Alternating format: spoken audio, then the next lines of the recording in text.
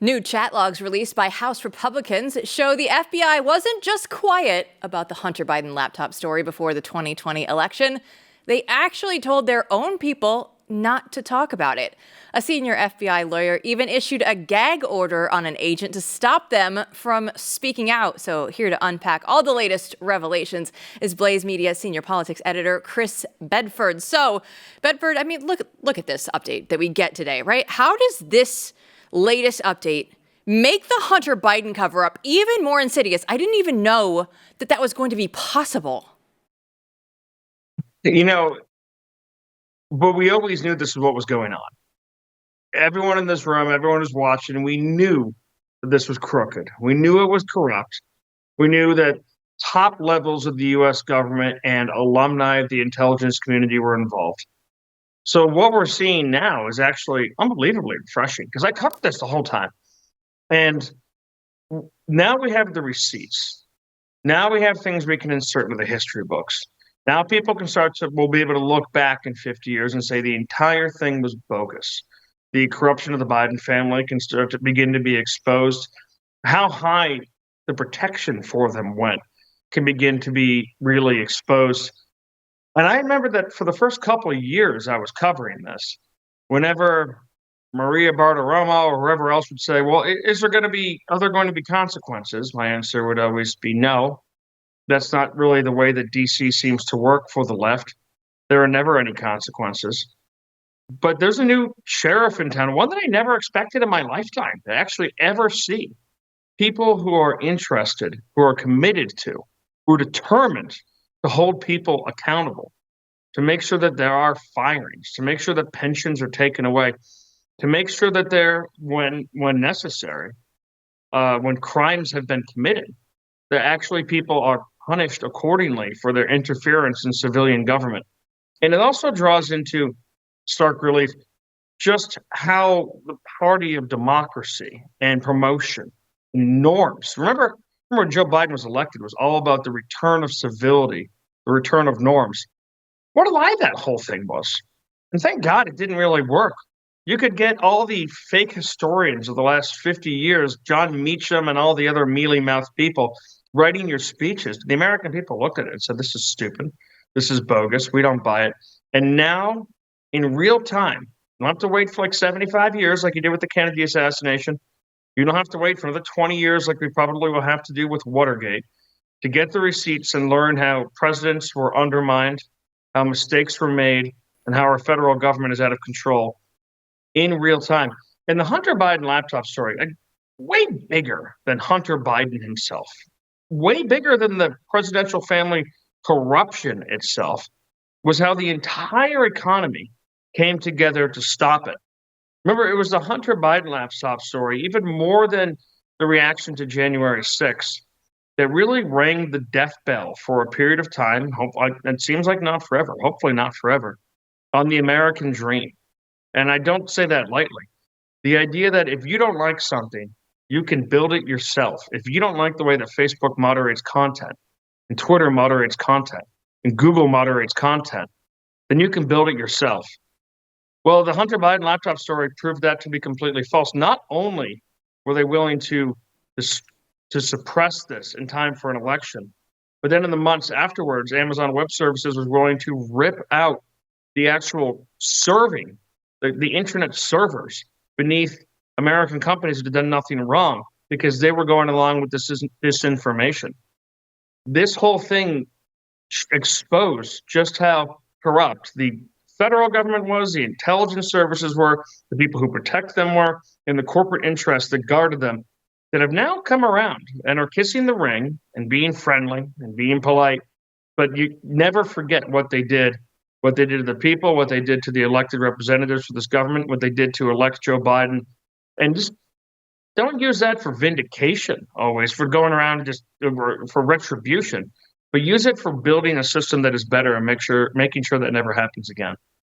Gosh, Chris, I hope you're right about the justice, because, you know, look, I have every reason to think that Kash Patel, Dan Bongino, these are people who are actively going after it. They know where the bodies are buried or ever. They were aware of a lot of this stuff as it happened, even from the outside. So I hope that happens, because what always happens is you sit in that seat and all of a sudden you think, well, I have to worry about the institution, right? This is what a good person tells themselves.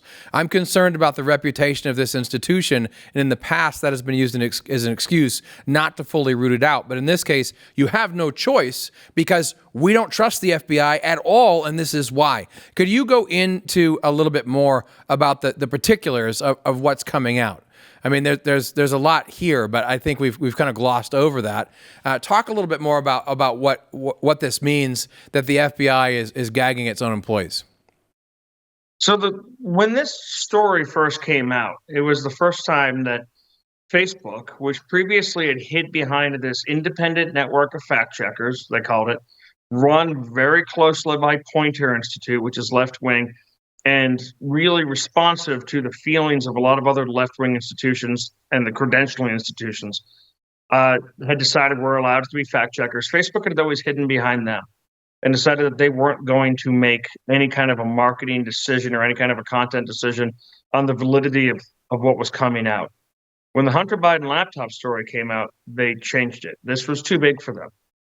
They decided that regardless of fact checks, they were going to ban the sharing of this content and what was at that point, at that time, one of the biggest sources of news for Americans, including American voters, that was around. People, much less so than reading newspapers, as we know now, or watching cable news, or tuning in even here, were getting their news through Facebook. So when Facebook turns that off, it changes everything. And you saw Good Morning America, you saw all the morning shows in general completely ignore the story. I think some of them gave maybe 45 seconds to a minute and a half, the entire election cycle, to the story. Facebook said the fact checks will come. Now we've learned that FBI analysts immediately reached out and said, we've actually confirmed that this is authentic. This is not disinformation. This is not a deep fake. We don't know exactly where it has come from or how it's been exposed at this point, but we can confirm its legitimacy as Hunter Biden's laptop. And you might remember that fact check that Facebook promised was going to come and justify its actions never came. There was nothing, not even from the hacks over at USA Today or Poynter Institute or the Google School of Journalism, whatever they set up, was ever able to come up with a fact check that showed that the Hunter Biden laptop was disinformation.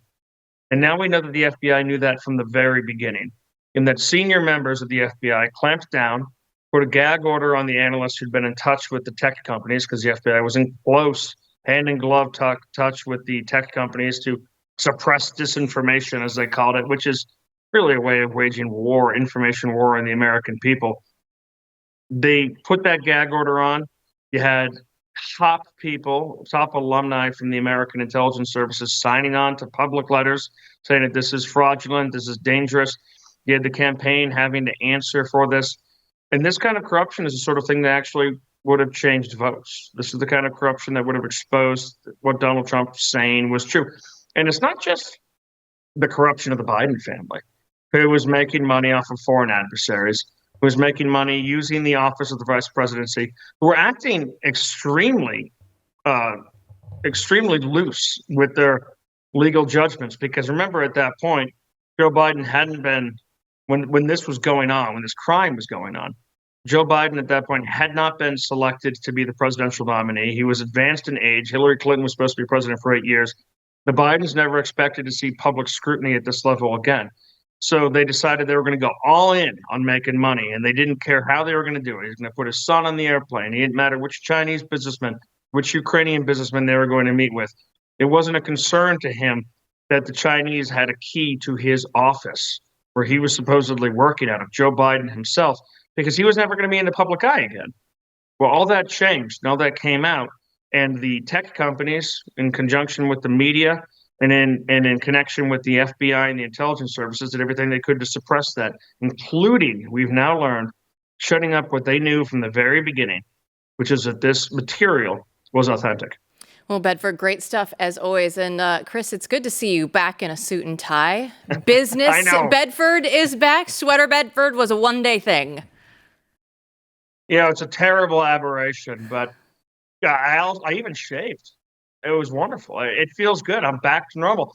When I went into the studios this morning, I was recognized. There you go. They know business Bedford. He has a reputation there in Washington, D.C. that we're happy that you uphold that because somebody has to make D.C. look good. The swamp.